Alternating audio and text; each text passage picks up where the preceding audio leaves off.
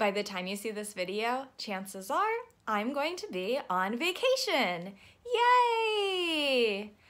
The plan is to go down to Florida for the next week and visit one of my oldest friends. We are going to be visiting a number of the Orlando theme parks, but the real reason behind the trip is really just to catch up, because it's been about 2 years since we saw each other, and when you've known somebody since kindergarten, 2 years is a really long time. Plus, as an added bonus, it's in the 70s in Florida, and right now, this is what's happening outside of my apartment. It looks really pretty out here, but it's actually really gross. Look at that, ew. As excited as I am about going on vacation, I do have a little concern. I really don't know what taking a week off is going to do to my dulcimer playing. Now, a lot of you might be asking, is there really a connection between going on vacation and playing your dulcimer? And the answer is yes, there is definitely a connection when it comes to me. You see, I have a little bit of a confession. Some of you might have been able to put this together if you've watched my earlier videos, but here's the thing. I am really bad about staying on a consistent practice schedule. I can be really good about practicing for a month, maybe 2 months, but then I start to get bad and my dulcimer starts to collect dust. After about 4 years of playing, I know that there's one thing that's going to derail my practice schedule more than anything else I can possibly do, and that is taking a break from my regular schedule, aka going on a vacation. Here's how it happens. I can't really take the dulcimer with me, so if I'm going on vacation, chances are I'm going to be away from my dulcimer for a week. When I get back from my vacation, the dulcimer is going to be out of tune, and I'm not going to want to play it while it's really out of tune. But remember in my other video when I said that my dulcimer has 50 strings on it? Yeah, tuning it is really a time commitment. And when I get back from traveling, I'm going to be tired. So I tell myself, oh no, it's okay. You can tune it tomorrow. It sounds like a really good plan at the time, but then tomorrow comes and goes, and so does the day after that, and before I know it, it's been a month and I haven't played my dulcimer at all. At this point, that story has happened so many times to me that I don't even really want to admit how many times that is. Like I said, I'm really bad about sticking to a practice schedule.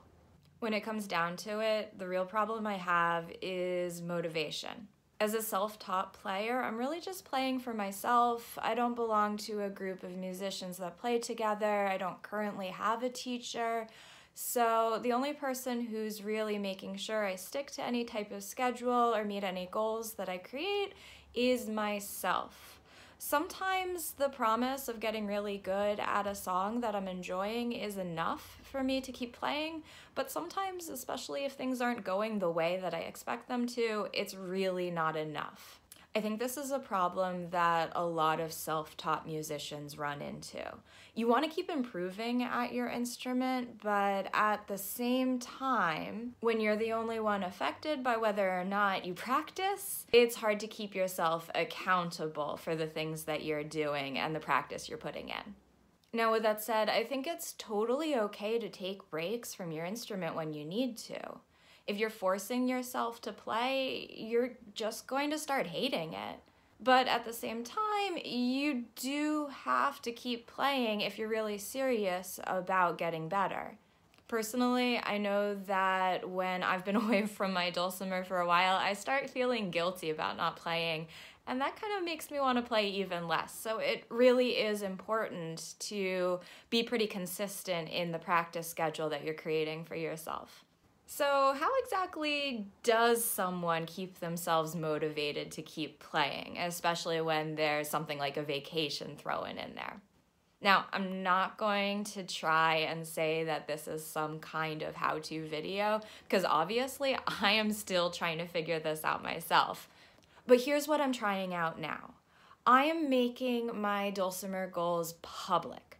This year I've told my friends and family that I am aiming to create 2 videos of me playing a month. When I post these videos, I get a huge amount of really positive feedback from the people that are seeing them, and that really does make me want to keep playing my dulcimer. When I don't post those videos, I start getting some questions about when I am going to post them.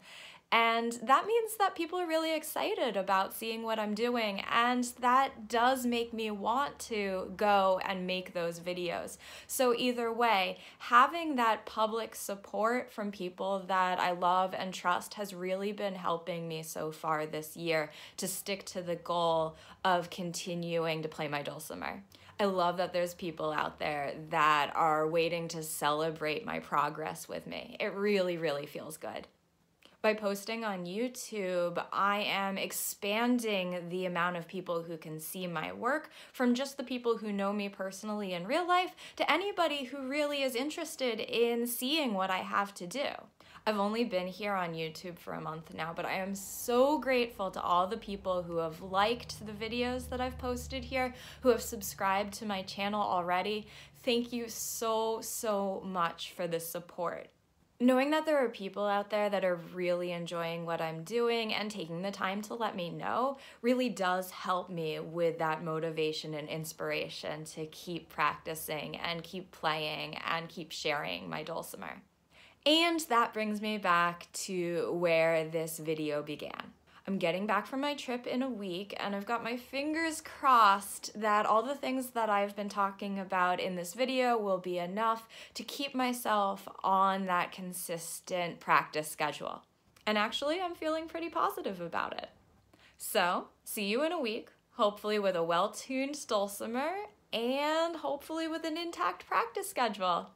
Bye!